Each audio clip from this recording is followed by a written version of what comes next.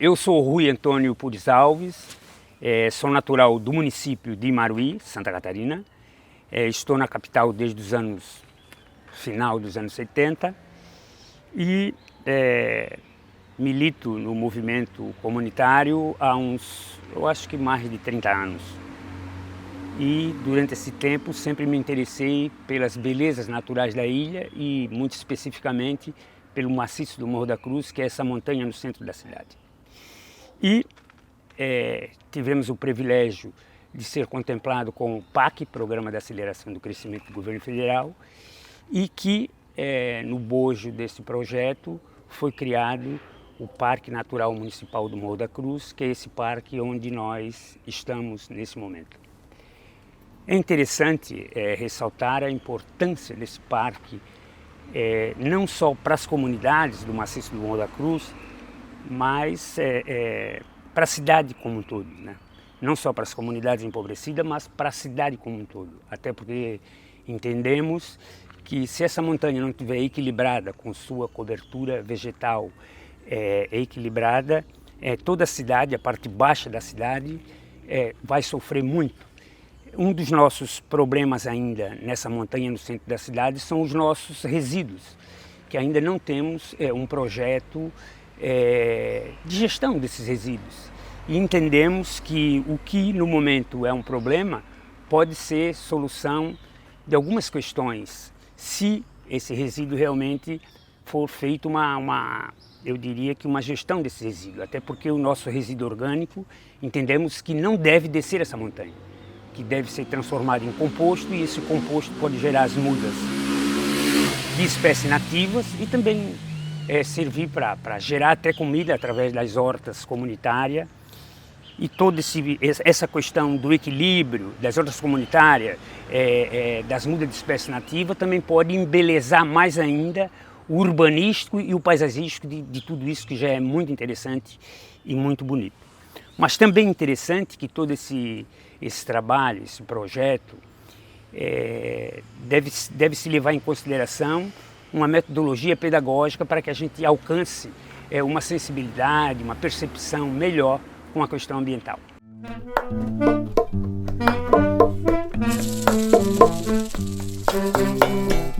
Uma obra de ferro e cimento que foi construída, eu acho que eu ajudei a construir essa obra, pelo Juan, eu acho que deve conhecer.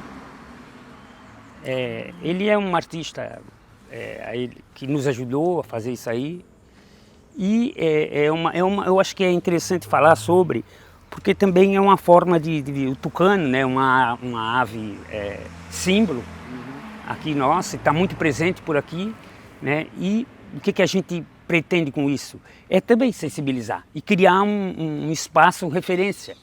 As crianças adoram isso. Eu não falei ainda da questão da escola, né, que eu acho que ao longo da nossa caminhada vai ser falado, mas para as crianças é muito interessante porque eles vêm, sobem ali e tal. E eu entendo que isso a gente ainda vai ter que ir indo construindo isso. Essa questão de um uso mais racional desse espaço, porque depois nós vamos perceber aí que as trilhas elas não estão demarcadas, as trilhas elas têm que ser interpretativas, que uma criança ou um adulto entre nessa trilha e ele consiga ler o nome das árvores, ele consiga se ver nesse ambiente de uma outra forma, não uma coisa assim desconectada.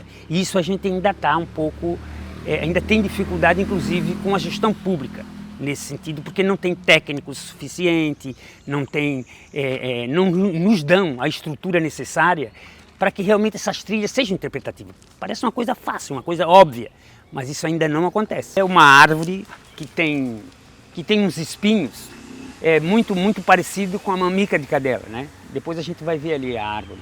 E aí as crianças orientadas e incentivadas, motivadas pelas professoras, pelas educadoras, colocaram o nome na trilha mamica de cadela. Então a gente vai começar agora por ela aqui. Tá? Essa aqui também é uma outra placa com as crianças, né? As crianças fizeram aqui sua arte ali. Está muito interessante. Vocês veem que é um pouco diferente as placas idealizadas aqui pela escola do que as placas da prefeitura, que é uma placa mais proibitiva, né?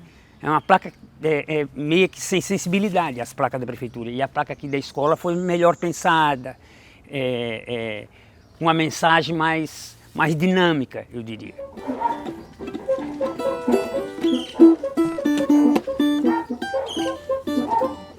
É bom. Aqui, gente, vocês percebem que ela está um pouco alterada, esse espaço. Isso é por conta das crianças, né?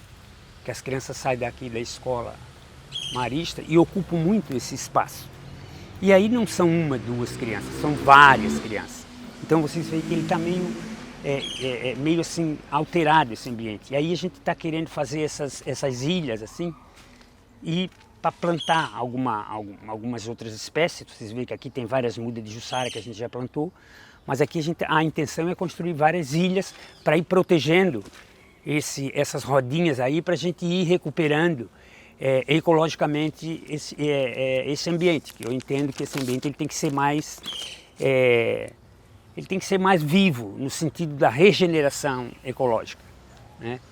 E isso é uma demanda que a gente vem provocando junto à Fundação Municipal do Meio Ambiente, e a gente tem grande dificuldade em fazer com que eles venham e delimitem essas trilhas e façam com que essas trilhas sejam interpretativas.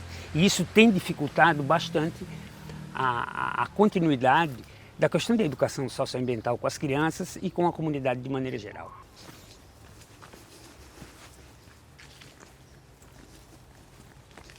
Ó, aqui outra roda, você vê, ó, que ela está bastante alterada no seu ambiente. Aqui é uma regeneração natural, tá vendo? Isso aqui é um botá vermelho, né? Aqui nós temos uma outra espécie também, que ela dá uma semente bastante interessante para os pássaros. Então ela vai ter, ó, essa é a mamica de cadela, ó, vê se não parece uma... Então, essa é a nossa paineira, né? Essa aqui é a cabeludinha, dá uma baguinha amarelinha que o pássaro gosta, a gente também belisca.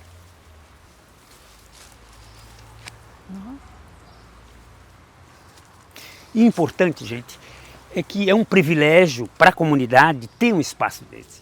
Vocês imaginam que isso aqui ele gera um microclima muito interessante.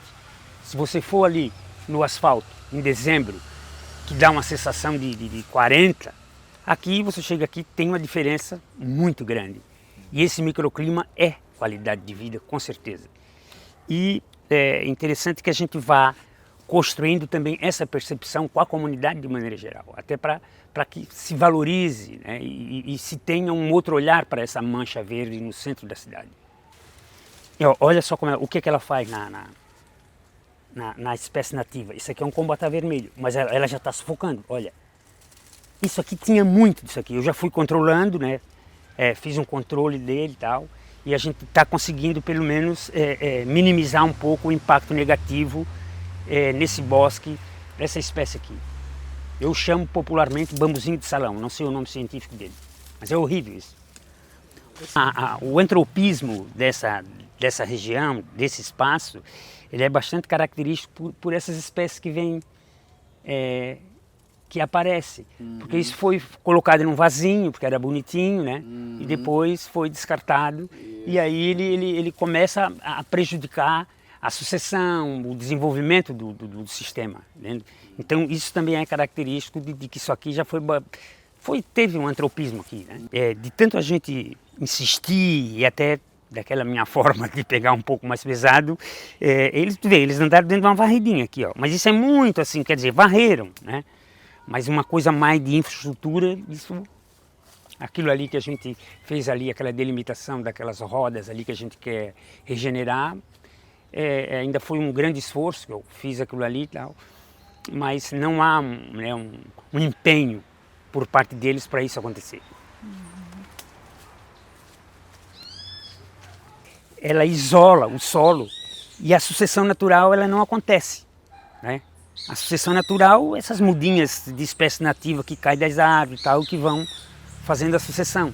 E ela prejudica totalmente ou compromete totalmente a sucessão natural. Olha, essa espécie aqui, ó. Ela sobe nas árvores. Onde ela está? Essa espécie é a paineira. Existe ainda assim, eu acho que uma discussão para que se ela é nativa ou não. Eu não me arrisco a dizer se ela é nativa ou não. Só que está há muito tempo, né, aqui, e eu acho que até seria interessante descobrir qual onde que ela ocorre e qual é se ela é nativa da Mata Atlântica ou aqui do sul do Brasil, ou se ela é de outro ecossistema fora do Brasil, a paineira nossa. Eu não me arrisco a dizer se ela é daqui do nosso ecossistema ou não. Só que ela está aí, né, tu vê lá em cima, tem aquelas bolas, e a semente dela é envolta no algodão. E aí quando dá o vento, o algodão vai muito longe mesmo, o vento leva, e aí ela se espalha muito facilmente. Ó, de lá vocês vão ver o chumaço do algodão lá, ó, aquele branco lá. Ó. Tá vendo, Miriam? Nossa. E lá está a semente do algodão mesmo, que é uma baguinha pretinha. Que aí o vento leva e... Né? Meu contato com a natureza é de muito cedo, né? Por conta de que onde eu nasci, muito próximo, muita água, muita cachoeira, eu nasci num pequeno vale e próximo da lagoa que banha os 3 municípios, Maruim, Bituba e Laguna. E a minha infância toda foi embrenhada naqueles banhados, correndo. E os engenhos de farinha. Vocês sabem que o município de Maruí é mais açoriano do que a própria ilha, até por ser mais do interior, né, e tal. É muito próximo aqui, o litoral. E os engenhos de farinha, eu sempre gostei muito de trabalhar. Trabalhar para mim era um divertimento junto com as crianças nos engenhos, comendo aquela farinha nova com as tainhas. A laranja me remete àquela vida, porque na época da farinhada tinha muita laranja açúcar, que é natural aqui de Santa Catarina, do interior, as frutas de maneira geral. E isso, quando eu vim para Florianópolis, não fugiu muito aquela paisagem. A paisagem é igual. E isso, eu acho que me senti muito bem, me senti muito à vontade. E fui morar numa comunidade do Maciço do Morro da Cruz. E nessa comunidade a gente ia ser despejado também, tal. Depois houve uma negociação, permanecemos nessa comunidade. E logo em seguida, depois da gente superar essa questão do despejo, eu comecei a me interessar, isso muito novo, comecei a me interessar pelo movimento comunitário e, concomitante a isso, a questão ambiental sempre me chamou muita atenção, a paisagem do Maciço do Morro da Cruz, as baías, os manguezais, e aí indo também para o interior da ilha, a Restinga, que é outro ecossistema também belíssimo, lindo, né? E morando nessa montanha, me achei na obrigação de defender, de entrar em discussões e tentar fazer uma interlocução com o poder público, em conjunto com as comunidades, para defender esse verde, essa mancha verde no centro da cidade. E por conta das obras do PAC, do Programa de Aceleração de Crescimento do Governo Federal, quando a gente se reuniu com as comunidades do Maciço do Morro da Cruz e começamos a discutir as demandas e culminou com as obras do PAC, com os muros de contenções, com a pavimentação, com parte do saneamento e tal, também entrou nessas discussões, no bojo dessas discussões, a criação dessa unidade de conservação. E isso, na minha opinião, foi um passo quântico na direção até da qualidade de vida, de maneira geral, das comunidades e da cidade, porque a gente fez com que essa área se tornasse protegida por lei. Isso foi um grande passo que a gente teve. E essa unidade de conservação, o Maciço do Morro da Cruz, ela foi a única que tinha um plano de manejo pronto. E esse plano de manejo ele ficou 10 anos, 10 longos anos, e não foi executado absolutamente nada, nada. Quando eu digo nada, é nada. E segundo preconiza o SNUC, que é o Sistema Nacional das Unidades de Conservação, a cada 10 anos tem que se fazer a renovação do plano de manejo. E final do ano passado, nós fizemos essa renovação do plano de manejo, sem ter executado nada do anterior. E agora, o nosso desafio é fazer com que essa renovação seja colocada em prática. Isso sendo colocado em prática já é eu acho que bastante positivo em cima, Miriam, daquelas demandas que a gente discutiu com os gestores públicos e secretários da prefeitura, por conta da questão dos resíduos, por conta da questão do uso dessa mancha protegida que é o parque. Se a gente realmente executar o plano de manejo, já é um grande caminho andado. É isso.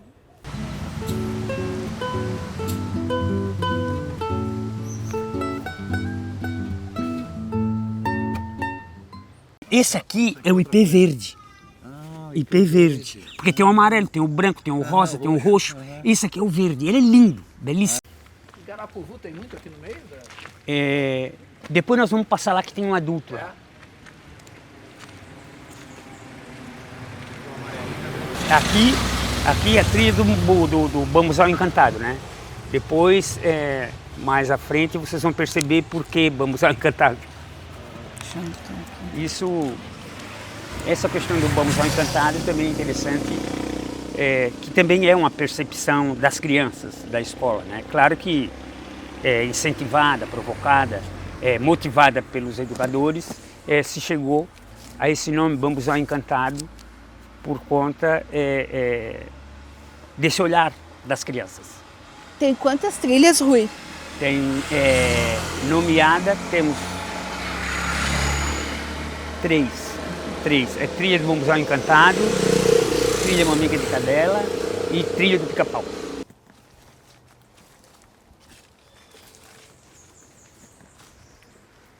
E esse aqui são as aves residentes, né, que residem nesse espaço. Vocês olhem o colorido desses pássaros, realmente é encantador, não é?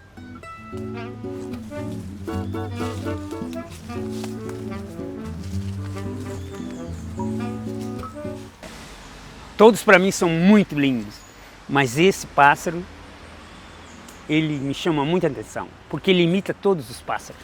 Ele é um poliglota. Qual, o papagaio? Não, gaturama. Ah, o gaturama. Ah, é? É. E olha a cor desse pássaro. Não sabia que ele... Aqui a gente tem bastante dele. Ele é lindo, maravilhoso. Olha a beleza. Saracura é tão bonita, né? Tem aqui. Hoje de manhã cedo eu encontrei uma ali ainda. Já que eu falei do meu município, né, de Maruí, eu trouxe essa figueira muito pequena de lá. E olha o tamanho dela. Isso faz uns 10 anos. Essa figueira, ela estava lá na comunidade de Canguiri, no município de Maruí.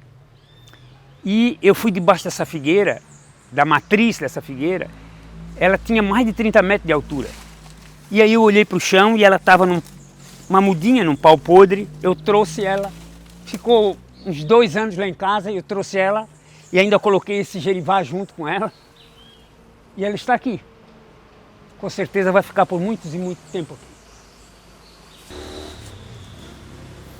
Ô Miriam, dá uma unhadinha aqui para ver se tu sente um cheiro diferente nessa árvore.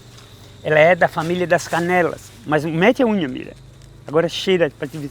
Não tem um... Tem. É da canela, esse é da família das canelas. É da canela sassafrás. Cheiro diferente. Cheiro diferente. Olha só. Isso é canela sassafrás. Essa é bem famosa da Mata Atlântica. Muito famosa. Mas ela não é o sassafrás, ela é da família. Ah, porque tem uma, né? Tem uma enorme, a variedade é grande. Bom, o plano de manejo em si não foi uma tarefa fácil, né? Até porque a construção da participação da comunidade nesse processo, ela sempre foi um pouco difícil. E a dinâmica que a prefeitura usa ou usou, né, para fazer esse plano de manejo também não colaborou muito com esse processo. Mas o que tínhamos no momento, que faz mais de 10 anos que foi construído esse plano de manejo, a gente conseguiu empregar empregar no sentido das informações, no sentido da percepção da comunidade, da importância, porque eu já tinha um grupo, né, do Fórum do Maciço que vinha trabalhando a questão das demandas do maciço do Morro da Cruz. E essas demandas foram colocadas na mesa e a partir dessas demandas, então, foi se criando, né, eu diria, esse roteiro para o plano de manejo, né? E isso realmente resultou, eu acho assim, que num trabalho interessante. Só que o plano de manejo é interessante que se diga que não é uma peça fechada. Ele é uma peça que a gente vai construindo e à medida que as necessidades vão aparecendo, a gente vai ter que ir adaptando, né? E como essa unidade de conservação ela tem as suas características, as suas especificidades, porque é dentro da área urbana, e isso é um desafio grande, principalmente para o maciço do Morro da Cruz, que tem uma série de dificuldades em relação às políticas habitacionais, há uma pressão bastante forte, né? As pessoas querem morar e isso é uma necessidade básica do cidadão, do ser humano. E esse desafio ele vem constantemente e não há um trabalho por parte da prefeitura de conscientização e de que realmente, inclusive na questão da educação ambiental das pessoas, né, para uma relação melhor com esse espaço. A gente tem uma grande dificuldade. O nosso objetivo é que, inclusive, os projetos políticos pedagógicos das escolas se aproximem mais, eu diria que dessa realidade. Os projetos políticos pedagógicos têm que ser discutidos muito de acordo com a realidade de onde a unidade de ensino, onde o colégio, onde a escola está inserida. E o que a gente percebe parece que é uma coisa meio que distanciada dessa realidade.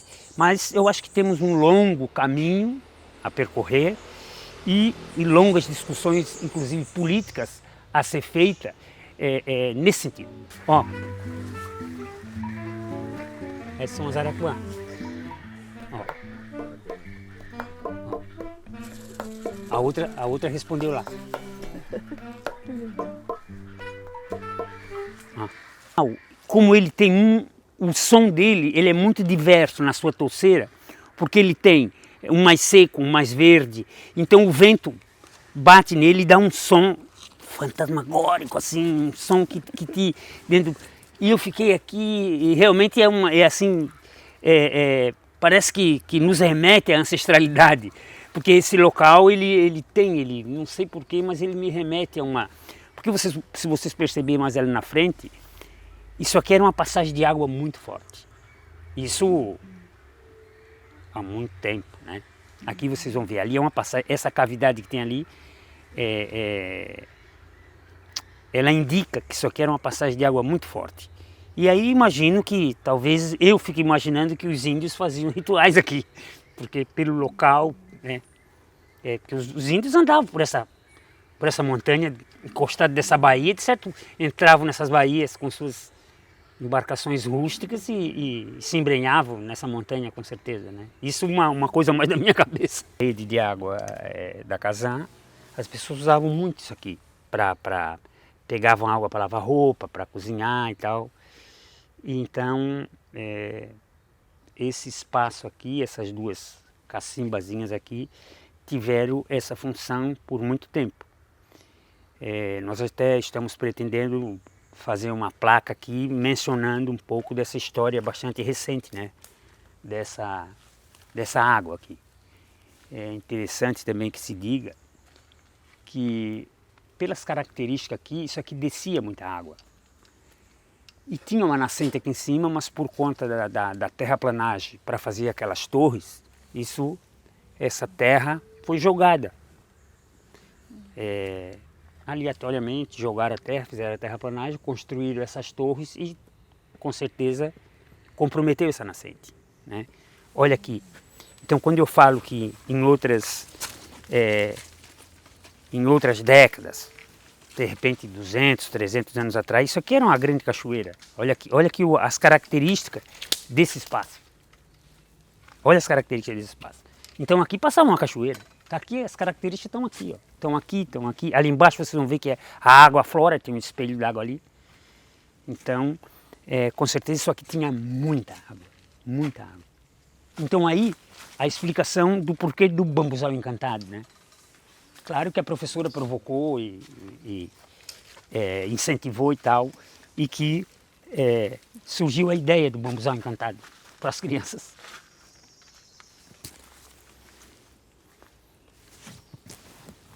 Aí o menino levantou o dedinho assim, é pinto de jacaré. Eu não quis mandar para o menino, ele levantou o dedinho e disse, é pinto de jacaré. Tá bom, a analogia tá assim. Tá valendo. Tá valendo. Aqui tem um outro ladinho, né, da vagem, e é daqui, ó. Então é uma leguminosa, é muito interessante para o solo, essa espécie. É a guaricana. Isso aqui os índios usavam para fazer a cobertura dos seus abrigos. Guaricana. Então, gente, ela aflora aqui, ó. Ela é filtrada por debaixo desse espaço aí e aflora aqui, essa água, aquela lá de cima. E sabe onde é que ela vai sair lá pra Aqui, ali é uma passagem de água ali.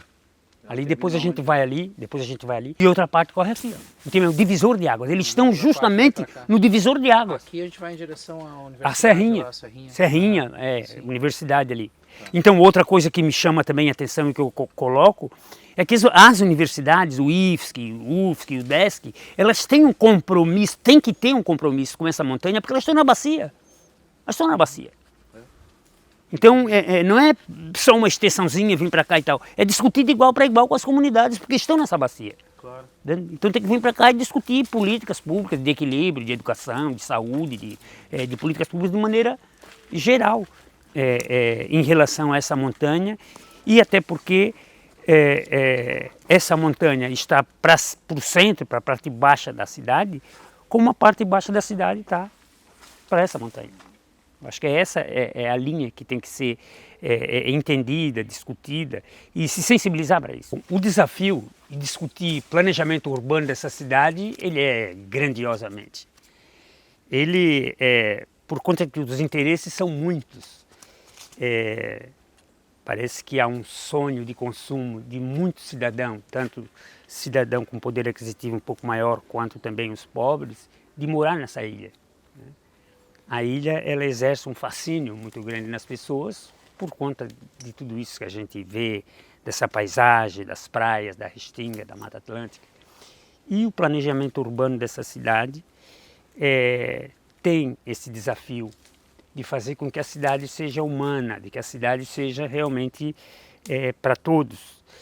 E a grande luta do plano diretor uma construção de forma participativa, ela foi bastante acirrada por conta desses interesses. E agora, ultimamente, o que a gente vem percebendo? Que houve assim eu acho que ele ficou bastante menos restritivo, no sentido de que na borda dessa montanha, os prédios estão aflorando mesmo, muito na borda da montanha. E isso compromete a paisagem, compromete os teus olhos em direção à paisagem, e isso descaracteriza, eu acho que a tendência que nós temos, que é essa questão da visão das baías, da visão das montanhas, né? Toda essa grande paisagem que nós temos que está sendo comprometida por conta da descaracterização da cidade, e a descaracterização da cidade vai de encontro com as discussões do planejamento urbano dessa cidade. Que a inclusão da cidade para a discussão do planejamento urbano, ela é extremamente necessária. E a gente percebe que isso é muito, por parte do poder público, sempre se omite em prestar as informações, de prestar os mapas, em dar as informações mesmo para que a gente possa planejar essa cidade com maior número de pessoas, e na linha também de que ilha, e nós temos a capacidade de suporte que já está exaurida, né? A questão do esgotamento sanitário, a questão da mobilidade, a questão da acessibilidade. Nós somos uma cidade que não tem calçada, e se vai se liberando os empreendimentos sem calçada, sem esgoto. Ou seja, o planejamento é uma falácia, porque não existe planejamento. E a nossa qualidade de vida ela vai cada vez diminuindo por conta dessa ganância. Isso é entristecedor. Essa aqui é um córrego da trilha do Bambuzal Encantado. E esse córrego, ele nasce aqui bastante próximo, ou quase que ao lado do estacionamento da NSC. E quando a gente fala num compromisso que esses empresários dos meios de comunicação necessariamente têm que ter com essa unidade de conservação, é justamente por isso, porque eles estão aqui comercialmente explorando a parte mais alta dessa montanha e que de alguma maneira tem que ter uma contrapartida com essa unidade de conservação e com a comunidade. Talvez em horários nobres, grandes campanhas para a questão da educação social e ambiental, a própria infraestrutura dessas trilhas que eles teriam como viabilizar. Então também eu acho que é uma grande luta nossa fazer com que esses empresários das telecomunicações também tenham compromisso e uma responsabilidade com essa unidade de conservação que é no centro da cidade e, repito, qualidade de vida para as comunidades e também para a cidade de maneira geral. Então a nossa grande luta é trazer com que eles discutam de igual para igual, eu diria que o equilíbrio dessa montanha e realmente a defesa dessa unidade de conservação enquanto pública, enquanto uma área que pode trazer qualidade de vida para todos nós. Bom, essa área aqui é uma área que vem sendo trabalhada há mais de 10 anos. Essa área aqui, quando eu iniciei o trabalho, ela estava totalmente estagnada, totalmente. Ela estava escura, tinha algum cipó, algumas invasoras agressivas e o seu desenvolvimento estava totalmente comprometido. Inicialmente eu comecei com uma roçagem seletiva, tirando os espinheiros secos, derrubando, baixando a biomassa e comecei a inserir a palmeira jussara. E vocês percebem hoje o aspecto do desenvolvimento desse bosque. O aspecto já é outro e ele já tem uma aparência de regeneração, eu diria. E isso é muito prazeroso, eu diria para vocês, porque já é o resultado de um trabalho, de um empenho, de uma motivação. Isso é muito interessante. E, conjuntamente com isso, a escola marista aqui também traz as crianças aqui e isso nos recoloca no processo. E sendo assim, a gente é motivado e a gente tem grande esperança que esse legado coletivo, esta pegada nesse legado, ele se prolifere e outras lideranças, outras pessoas, ativistas, possam ser formadas também para ir levando isso adiante. Eu acho que esse é um compromisso, essa é uma responsabilidade com a intergeração que está vindo.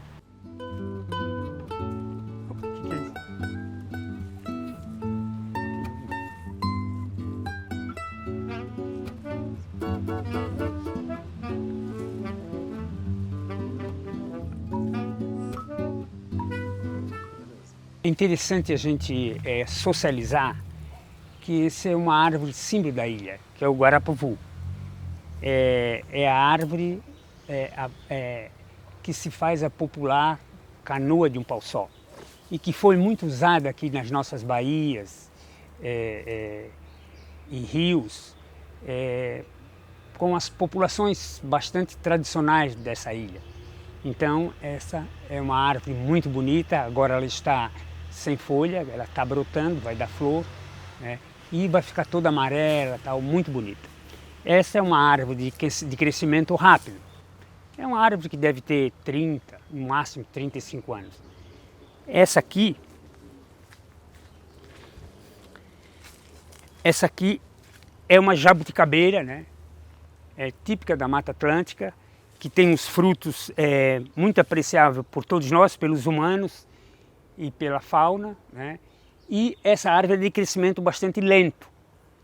Essa com certeza tem quase 100 anos, essa árvore, porque ela é de um crescimento muito lento, né? Então ela está aqui com certeza há muito tempo. Eu já presenciei essa árvore carregada de fruto. Já fui até lá em cima, já degustei alguns frutos dela, muito gostoso, uma jabuticaba graúda, muito interessante. Isso aqui é totalmente tomado por essa invasora, aquela que eu te falei, e tinha uns espinheiros caídos e tal, e ele chegava a ser escuro, não tinha luz. É interessante que a gente observe que essa área, ela estava totalmente parada, estagnada, mas com uma mãozinha que a gente dá ao inserir essas palmeiras jussara, algumas espécies nativas que foram inseridas aqui, ela tem uma resposta muito interessante, uma resposta bastante positiva. E mais positivo ainda é quando a gente insere em todo esse processo a questão pedagógica, a questão da educação, da sensibilização, de um outro olhar para a questão da natureza. Isso é importantíssimo. Vocês podem perceber esse resíduo aí, esse também era um outro dependente químico que morou aqui. Ele morou aqui por algum tempo e usuário de droga e começou a furtar aqui na região por conta da sua dependência, e aí ele foi descoberto e teve que sair correndo daqui. E num primeiro momento eu tirei alguns resíduos que estavam aqui, onde ele saiu, depois fui fazer outras coisas e agora recentemente eu mexi aqui. Comecei uma regeneração aqui, inseri algumas coisas. Quando eu comecei a abrir o buraco para plantar as mudas, comecei a descobrir coisa. Eu trabalhei 2 dias aqui tirando colchão, tirando panela, tirando roupa de cama, alguma ferragem, e aqui ainda tem um pouco. Você olha, tem uma mala. Então você percebe que a gente também tem essas dificuldades ainda de um cuidado e de uma assessoria que o poder público tem que nos dar para manter essa área mais ou menos equilibrada e com o uso racional dessa área. Aqui os evangélicos também usam, né, para fazer suas orações e tal. E a gente tem tentado conversar com os neopentecostais por uma discussão mais apurada sobre a importância desse espaço, a importância desse bosque, mas a gente percebe que eles estão muito distantes dessa realidade. Ainda é uma dificuldade bastante grande para que eles entendam a importância desse espaço, inclusive até para fazer suas orações, para vir aqui fazer seus cultos ecumênicos. E é interessante que ele baixe porque ele incorpora o solo daqui a algum tempo. Sim. E vira, e aí vai incorporando, essa biomassa vai incorporando e tu vai inserindo outras coisas aqui. Aqui está na hora de plantar algumas coisas. Né? Mas ainda não deu, ainda deu. E se não abre um pouco esse dossel, aí não entra nada. Então, realmente, aí entra luz, entra esse sol e ajuda, né? Explode a regeneração. Essa aqui é uma cereja gaúcha. Aqui lá em casa eu tenho cereja gaúcha. Tem um pé, já está cheio de flor. E aí o passarinho come lá e traz, ó. Vocês veem que essa gramínea extremamente invasora e que ela cobre totalmente o solo, comprometendo a sucessão natural. Como é uma área bastante íngreme, eu não posso desestabilizar essa área arrancando as touceiras. Então o que é que eu estou fazendo? Eu abro um coroamento em volta, só para depois ficar mais fácil de fazer a manutenção das mudas plantadas. Aqui já plantei algumas espécies, aquela ali é grumichama, cumbuatá, cedro, essa aqui é uma baga de pomba também, junto com a gabirobazinha que está ali, que a gente vai inserindo por aqui nessa área. É interessante também que se diga que essa área, ela já faz parte do entorno da unidade de saúde que está sendo projetada para construção nesse território, na comunidade. E é interessante que a gente vem trabalhando para que essa unidade de saúde não seja um postinho de saúde, mas sim uma unidade, um equipamento público de saúde e que se integre e que faça uma conexão com tudo isso que a gente já mostrou até agora, com todo esse potencial, com as trilhas, com as visitações, com hortas, com canteiros de ervas medicinais, e tudo isso em conjunto com a questão da sensibilização e da percepção para a educação socioambiental. Até porque nós entendemos que todo equipamento público é em potencial uma ferramenta de educação social e ambiental. Portanto, a gente vem trabalhando para que essa unidade de saúde, esse equipamento público, possa ter esse potencial e um potencial mais ainda que é o entorno desse equipamento público. É extremamente rico para a aula, né? Tu pode dar aula aqui, ali a bacia, o manguezal, aqui nós temos as encostas, a Mata Atlântica. Então todo esse ecossistema muito interligado, né? Manguezal, bacia, as baías e toda a encosta com a Mata Atlântica, isso tem uma riqueza pedagógica muito interessante para a formação de uma percepção da questão social e ambiental. Crescer e fazer sombra, esse capim desaparece. Claro, isso vai levar algum tempo. Ô Rui, quanto tempo da tua vida tu dedica semanalmente ou mensalmente a essa área do parque? Olha, bastante tempo. Cada tempo que eu tenho, às vezes até domingo e tal, eu me dirijo para esse bosque, fico plantando, fico fazendo algumas podas seletivas, ou sai seletiva, retirada dessas invasoras e agressivas. Isso porque é uma coisa que eu gosto de fazer. Isso também para mim é quase que uma terapia, claro, porque eu trabalho aqui, não trabalho com alguém me mandando, com alguém, eu sento, medito, e aí isso para mim é muito gostoso. A intenção é fazer um mutirão aqui, mas aí um mutirão envolvendo as escolas e até poder público, que a gente vem aqui, planta uma muda, recolhe esse lixo, faz uma conversa, faz um almoço. Esse também é interessante que a gente provoque eu diria que esse ato aqui, até também para ir dando visibilidade, para ir socializando qual os nossos objetivos em relação a esse equipamento público que é a unidade de saúde.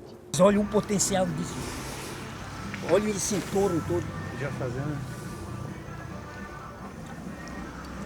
Então, não pode ser desconectado. Um equipamento público como esse não pode ser desconectado dessa questão ecológica, do entorno, né, de todo esse potencial que nós temos aqui. A saúde é saúde social e ambiental. Então esse tripé ele tem que ser bastante observado no sentido até da sustentabilidade e da saúde, literalmente, do ambiente e do ser humano. E isso nós temos potencial, eu diria que para essa mudança de percepção. E essa mudança de percepção ela acontece quando essa unidade de saúde ela é idealizada de acordo e em consonância com esse entorno.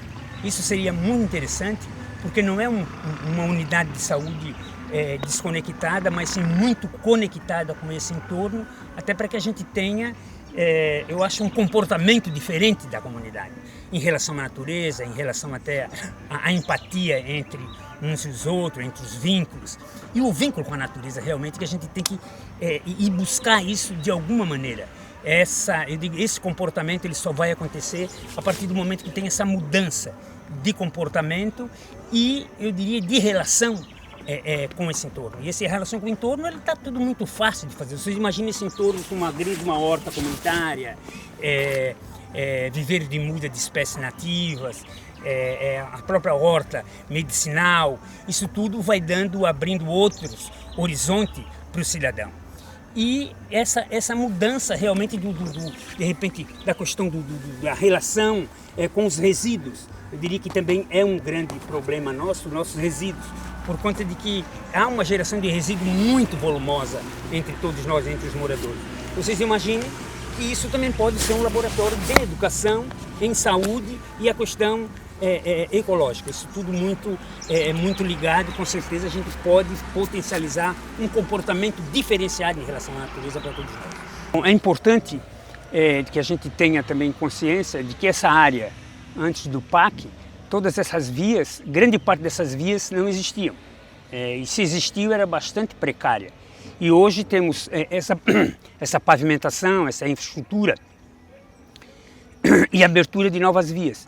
E isso fez com que o movimento da cidade começasse a passar. Com essas aberturas de novas vias, a cidade também começou a passar a usar a usar essas vias, e isso sobrecarregou essas vias e comprometeu um pouco a mobilidade da comunidade que mora aqui. E, de alguma forma, eu acho que a gente tem que repensar o modelo, inclusive, do transporte coletivo. Eu acho que a sinalização ela tem que ser diferenciada. Inclusive, o que a gente propõe também é que essa estrada ela seja uma estrada parque, com alguns portais, e que as pessoas que adentram nesse espaço já tenham consciência que estão circundando uma unidade de conservação e que talvez os espíritos sejam mais calmos, mais de observar, mais de curtir a natureza. E como é uma comunidade que tem bastante criança, tem animais, uma série eu acho que de características, de especificidades que tem que ser observada através de uma sinalização específica para essa área. A Avenida do Antão também é uma outra área que a gente quer transformar aquilo numa estrada-parque por todo o potencial que se tem. E por que eu toco nessa questão da estrada-parque? Porque também nos ajuda a sensibilizar as pessoas que moram aqui e outras pessoas que visitam e que passam por aqui. A estrada-parque também é uma ferramenta de educação ambiental e também vai nos ajudar na mobilidade, porque eu entendo que a estrada-parque ajuda as pessoas a também pensar um pouco no espaço onde elas estão dirigindo, onde estão com seus automóveis e tal, que isso pode também nos ajudar a fazer com que haja essa sensibilidade ao passar por dentro dessa comunidade. A questão da mobilidade é bastante séria com a cidade como um todo, mas essas comunidades elas não foram planejadas em nenhum momento.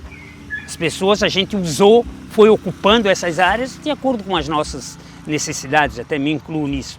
Mas nesse momento temos que pensar um pouco a questão da mobilidade através de talvez de um transporte coletivo com ônibus menores, né? Talvez pensar em alguma sinalização e até semáforos que possam também controlar o fluxo de veículos que sobem, os que descem, talvez dar algum tempo para aqueles que estão subindo esperar os que estão descendo.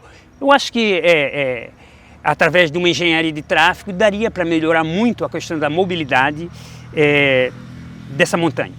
Eu queria também colocar uma outra questão, fazer uma conexão bastante rapidamente, com a questão com o Bico da Ponte.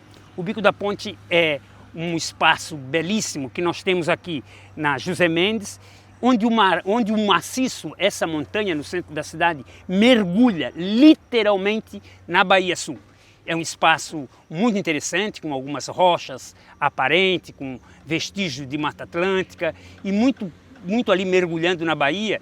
É um espaço muito rico e que tem alguns sambaquis e muito rico culturalmente, que poderia ser um espaço referência em matéria de cultura dessa ilha. E esse espaço está, através do Banco do Estado, do Badesc, parece programando um leilão para esse espaço. E tem toda uma discussão para que esse espaço não seja privatizado, e sim que seja um espaço público de referência cultural e que as pessoas possam usar esse espaço para os eventos, para a questão cultural, para a questão dos encontros, um espaço muito rico, inclusive para toda a comunidade do maciço do Morro da Cruz e da cidade como um todo. O saneamento é interessante que a gente tenha em mente um conceito bastante amplo, que é o saneamento ambiental, que envolve a questão dos resíduos, que envolve a questão do saneamento básico como um todo, e o saneamento também das grandes drenagens, da macro drenagem que nós temos dessa montanha, que realmente grande parte das águas servidas ainda estão sendo caminhadas para essas macro drenagens e para a micro drenagem, e isso tem causado eu acho grande transtorno, inclusive no sentido da poluição dessas baías. E eu entendo que não adianta tu pensar em marina, em grandes estruturas na beira-mar, enquanto tu não sanear literalmente, através de um saneamento ambiental, essas montanhas. E aí eu já não me refiro só ao maciço do Morro da Cruz, mas é interessante que o que se sobressai nessa ilha são as montanhas. E nessa linha eu entendo de que teria que ter um plano de gestão geral para essas montanhas, no sentido do equilíbrio, no sentido dos resíduos, então, no sentido da educação, no sentido da saúde, ou seja, de políticas públicas de maneira geral, para que a gente tenha esse potencial que são todas essas montanhas em prol da qualidade de vida da comunidade de maneira geral. Essa montanha tem uma história muito interessante porque a ocupação dela já vem de um processo de elitização dessa cidade. E por conta disso, há uma grande luta, uma grande resistência das comunidades em prol dos seus direitos. Quando eu falo em direito, também falo em deveres, porque ao longo do tempo parece que só se falou muito nos direitos. Nós temos os nossos deveres, e os nossos deveres a gente está se esforçando para cumprir os nossos deveres, que são um embate com a gestão pública, uma interlocução qualificada e nos esforçando por uma relação mais de igual para igual com os gestores públicos. Isso a gente vem tentando fazer. E essa montanha tem, eu acho que essa característica, que é a característica da luta e do posicionamento da cidadania e em prol da qualidade de vida das pessoas que moram aqui, mas também da cidade. As energias positivas que me façam ser esse homem simples, mas com alguma sabedoria. Eu me considero um entusiasta dessas políticas públicas, porque para mim está muito claro que o que falta é posicionamento, é prioridade política, porque tudo que a gente está vendo aqui não precisa grandes volumes de recursos, basta uma vontade com a própria estrutura já existente, daria para fazer muita coisa mesmo, só que não é prioridade, não é o plano de governo deles, é outras coisas que vêm, né, que aí foge dessas prioridades.